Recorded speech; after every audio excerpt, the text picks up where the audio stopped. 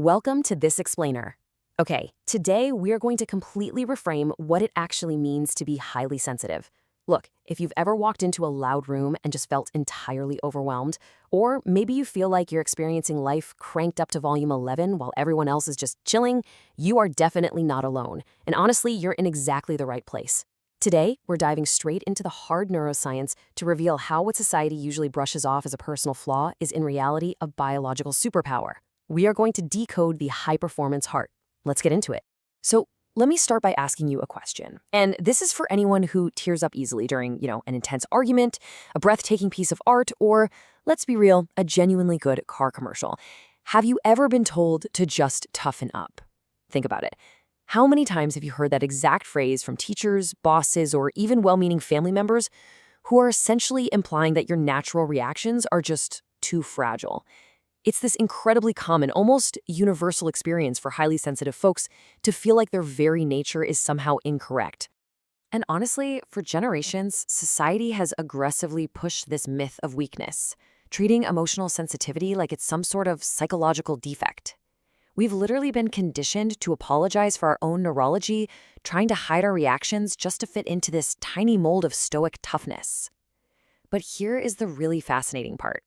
Neuroscience reveals the exact opposite. I mean it. Sensitivity isn't a glitch in your system. It's actually the mark of a highly advanced brain. To put that into perspective, think about the difference between looking at a blurry, low-res photo and a breathtaking, vibrant 8K display. That is exactly what is happening to you neurologically. You aren't too sensitive. Your brain is simply a high-performance machine, and it's wired to process reality in stunning 8K resolution, while pretty much everyone else is viewing the world in standard 720p. Your colors are brighter, the sounds are way crisper, and the emotional data is unbelievably detailed. So no, it's not a defect in the machinery. It is a massive, massive upgrade to your sensory bandwidth. Okay, so what exactly is under the hood of an 8K brain? Dr. Elaine Aron's groundbreaking research on what's called sensory processing sensitivity, often broken down into her DOES model, really maps this out perfectly for us.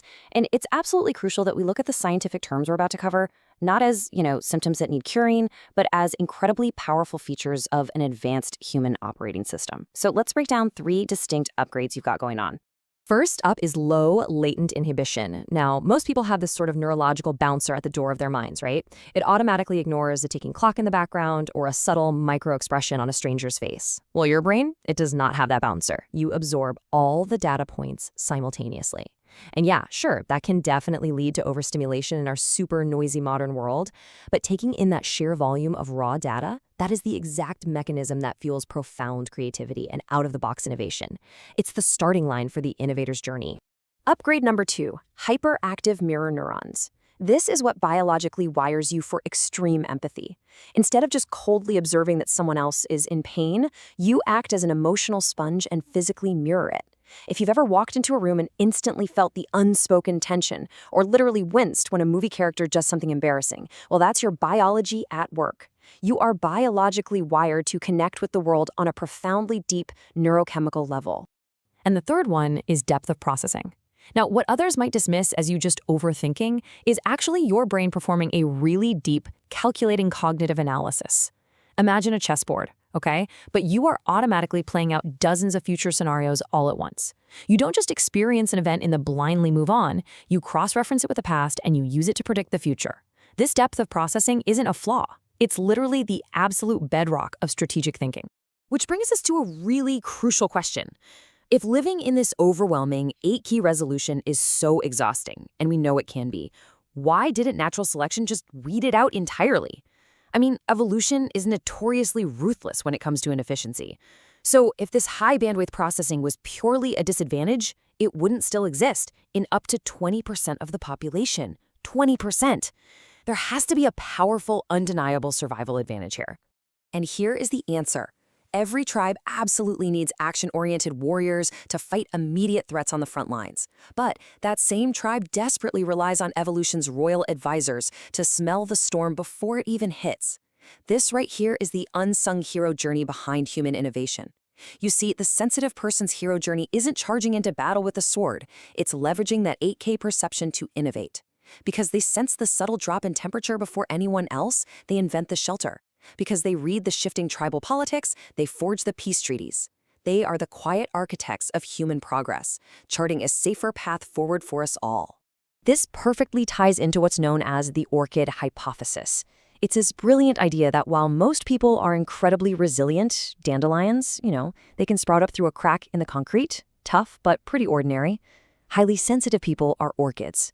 An orchid is delicate. If you put it in the wrong soil or give it poor lighting, it's going to wither. But if you provide the right environment, it produces a bloom that is incredibly complex, rare, and deeply spectacular. Your environment dictates exactly how your sensitivity manifests. So, the ultimate takeaway from this explainer today is that the prescription isn't to go and fix yourself. It's to stop apologizing for your advanced biological hardware.